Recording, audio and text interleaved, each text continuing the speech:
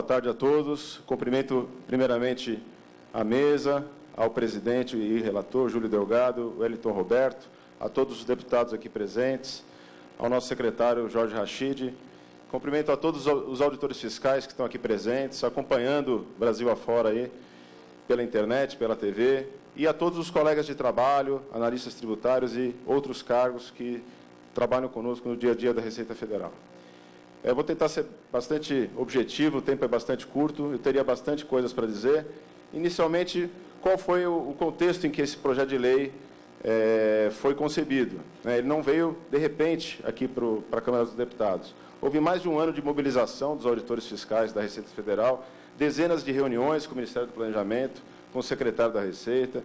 O texto passou por diversos órgãos, passou pelo Conjur da AGU, SAJ da Casa Civil, por 2 ministros da Fazenda, 2 ministros do Planejamento e 2 chefes da Casa Civil nos governos Dilma e governo Temer. Então, eu posso dizer que hoje não se trata mais de pauta dos auditores ou pauta dos analistas, pauta remuneratória ou não remuneratória. Esse PL representa hoje a pauta do governo federal para a Receita Federal do Brasil, buscando atender não a interesses corporativos ou cartoriais, mas fortalecer a Receita Federal do Brasil para melhor servir aos interesses do Estado e da sociedade brasileira. Nós temos que desmistificar as falácias dos superpoderes, que infelizmente foi algo propagandeado pelo CID Receita para os parlamentares.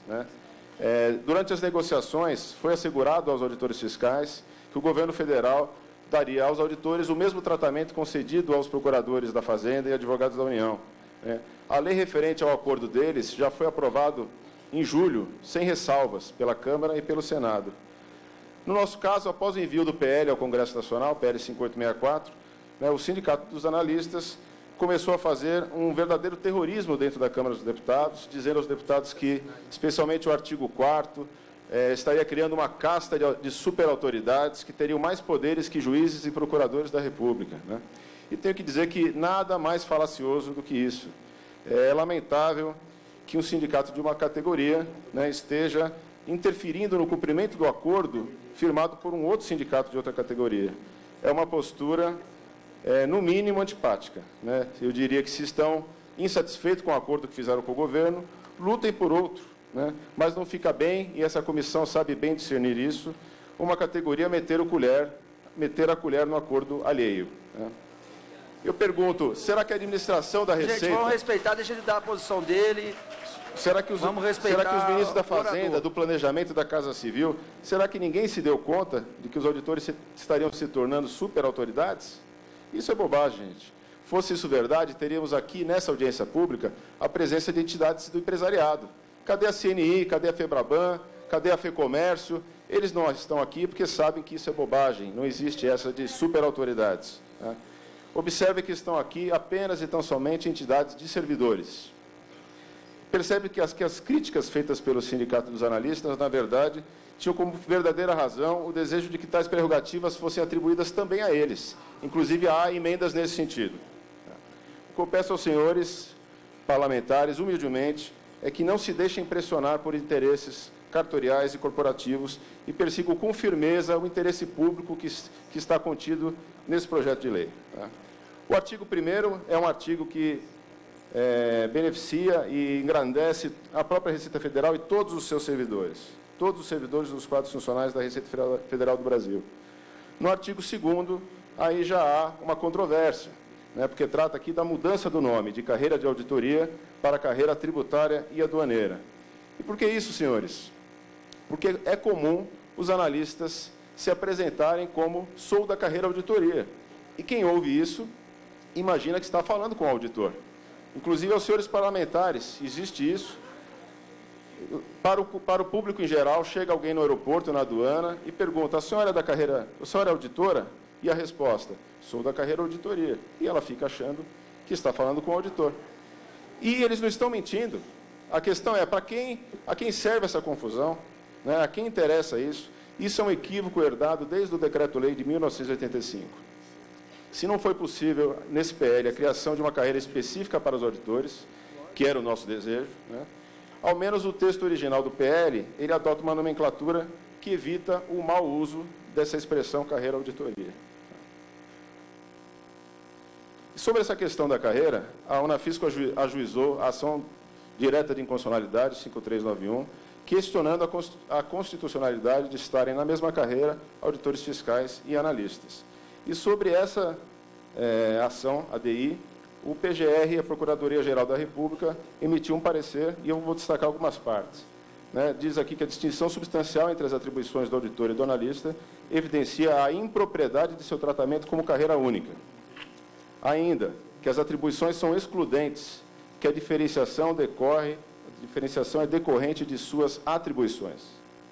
E, por fim, a despeito de estarem formalmente vinculados à mesma carreira, os cargos de auditor fiscal e de analista tributário consubstanciam materialmente carreiras distintas. Opinião do Procurador-Geral da República. Okay? Esse artigo 2º, parágrafo 1º, ele é um dispositivo que veio tão somente consolidar o que já estava previsto de forma esparsa na legislação tributária, de que o auditor fiscal é a autoridade tributária aduaneira e exerce atividade essencial e exclusiva ao Estado. Há uma razão interna que não tem nada a ver com os outros cargos, mas com a administração da Receita. Nós temos dentro da Receita uma certa má cultura dentro da casa de os chefes se perpetuarem muito tempo no cargo. Isso por várias razões. Uma parte dos auditores fiscais também não querem assumir essas chefias, porque a remuneração é básica, a remuneração é baixa, enfim, várias razões. O fato é que, com o passar dos anos, uma parte desses gestores começou a entender que a autoridade era deles, que a autoridade era dos comissionados, dos detentores de DAS. E, se assim fosse, a Receita Federal deixaria de ser órgão de Estado, passaria a ser órgão de governo. E, nesse sentido, o próprio regimento interno da Receita, muitas portarias e instruções normativas foram publicadas. E esse artigo, senhores, veio restabelecer isso de forma definitiva. A autoridade tributária do auditor fiscal, nos termos do CTN, com atividade plenamente vinculada à lei. Não tem nada de superpoderes. E essa autoridade não pode estar a serviço de governos, nem de comissionados de ocasião. E agora, por que o auditor fiscal, aqui a legislação esparsa que já existe, por que o auditor fiscal é o único cargo que pode ser considerado exclusivo na Receita Federal? Nós podemos encontrar resposta, por exemplo, nessa mensagem de veto, quando foi aprovada uma lei que estabelecia para os servidores de apoio do Ministério Público da União esse status de carreira exclusiva de Estado. O presidente da República vetou e disse: se a atividade de apoio operacional exercida no âmbito do Ministério Público da União fosse considerada exclusiva de Estado, não haveria razão, pela dicção constitucional, para que aquela praticada pelos servidores de apoio no âmbito do Poder Executivo ou Legislativo não fossem assim considerada. Do contrário, estar-se-ia criando um privilégio injustificado. E diz ainda que a definição do que seja atividade exclusiva de Estado deve manter relação com a natureza do cargo, do cargo efetivo, e não o poder ou o órgão de exercício. Em outras palavras, não é porque alguém trabalha no Poder Judiciário que seu cargo é essencial à Justiça. Não é porque você trabalha na Receita Federal que o seu cargo é essencial ao funcionamento do Estado. Okay? A questão falei da atividade de apoio. E aí vamos verificar qual é as atribuições dos analistas ex-TTNs. Peguei aqui, por exemplo, um concurso público de 94, e está lá escrito no edital: o técnico do Tesouro Nacional, hoje denominado analista tributário, desempenha na administração tributária atividades de apoio técnico de nível médio. Atividades de apoio técnico de nível médio. Ok? Quando o cargo foi transformado em analista tributário em 2007, a Procuradoria-Geral da República ajuizou uma ADI, a 4616, por entender que houve a criação de um novo cargo, que essa transformação era inconstitucional, porque esse novo cargo era de nível superior e o técnico era de nível médio. E, em defesa, o Síndico de Receita assim se manifestou. Em substância, é o Síndico de Receita dizendo: só houve alteração do nome para analista tributário da Receita Federal do Brasil. A complexidade das atribuições não foi ampliada, nem sequer foram criadas novas atribuições. E aí, mais à frente, suas atribuições originais possuem total identidade com as desempenhadas pelo atual analista tributário da Receita Federal do Brasil. Então, o Síndico de Receita, embora aqui tenha um outro discurso, na Justiça, disse que continua com as mesmas atribuições do TTN, Atividades Operacionais de Nível Médio. Okay? A Unafisco, ela, através da Lei de Acesso a Informações, oficiou a Coordenação de Gestão de Pessoas da Receita Federal para saber a quantidade de analistas e o período em que eles ingressaram na Receita.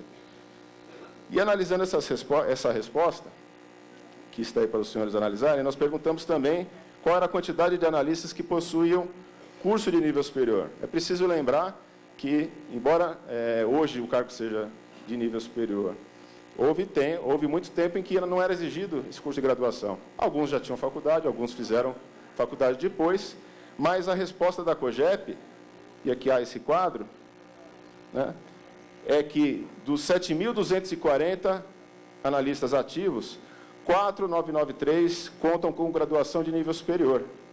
Ou seja, 2.247 não possuem, 31% dos ativos.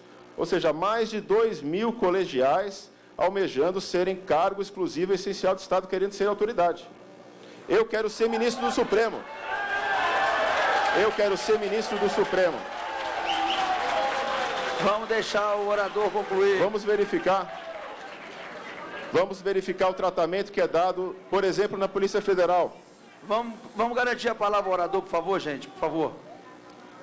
Os ocupantes do cargo de delegado da Polícia Federal, apenas eles são autoridades policiais e são essenciais e exclusivos de Estado. É assim na Polícia Federal. É o delegado da Polícia Federal que tem esse tratamento.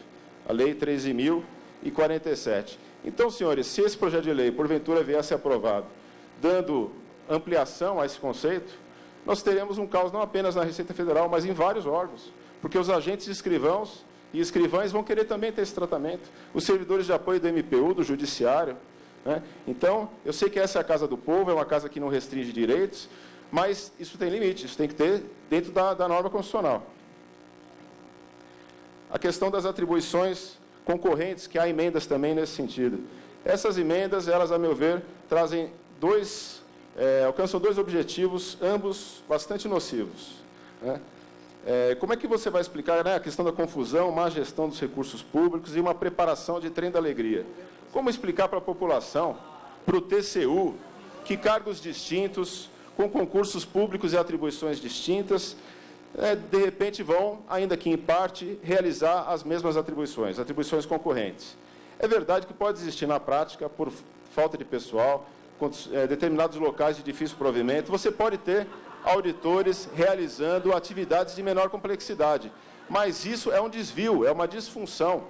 Você não pode pegar aquilo que é disfunção. Essas emendas, elas tentam transformar aquilo que é desvio em regra, criando essas atribuições concorrentes. Né? Existe uma regra, um preceito de quem pode o mais, pode o menos. Mas isso não tem nenhuma relação com atribuições concorrentes. Isso é uma armadilha. O que se pretende, esse discurso pretende, é, de solavanco inconstitucional em solavanco inconstitucional, tentar transformar um cargo de nível médio, de atribuições de média complexidade, em um cargo de nível superior. E em relação àquela DI, a 4616 do PGR, os senhores têm que se alertar que estarão complicando a vida dos analistas ex-TRF e ex-TTN, porque estarão dando munição para o Procurador da República. Porque o Procurador da República, que ele enxergou que foi criado um novo cargo, com novas atribuições. Então, com isso, corre-se o risco de que somente os analistas que fizeram concurso para analistas permaneçam e os demais voltem para os cargos de origem.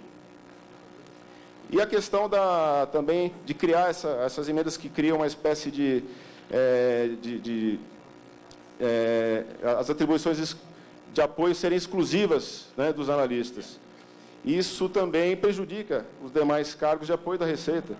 Nós temos uma série de cargos, que estão aí listados nessa tabela, que ocupam chefias de agência. Né? Então, eu fico perguntando como é que serão esses outros servidores de apoio, não terão mais como trabalhar, como é que serão o tratamento administrativo. O fato é que as atribuições são a essência de um cargo. Né? E isso tem impactos administrativos que, se isso fosse razoável, por que não está no acordo do Sinde Receita com o governo? Se isso fosse razoável, por que não trataram disso no acordo e vem tratar isso agora no Congresso Nacional?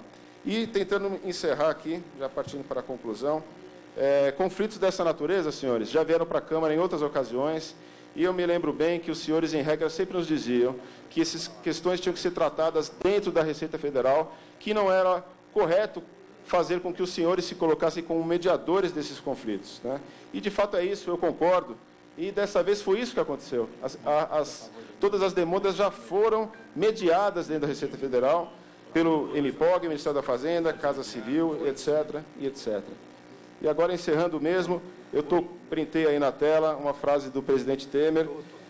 Eu creio que depois de todo esse processo que conduziu ao encaminhamento desse PL, passando por 2 governos, imaginar que esse PL possa ser fatiado, desnaturado, desconfigurado, eu acho que o acordo simplesmente descumprido, me parece que seria uma total desmoralização, tanto para os sindicatos, para a administração da Receita, para os ministros envolvidos e para o presidente Temer, que empenhou publicamente sua palavra que os acordos seriam cumpridos.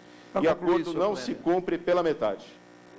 Peço aos parlamentares que considerem nossas palavras. Obrigado.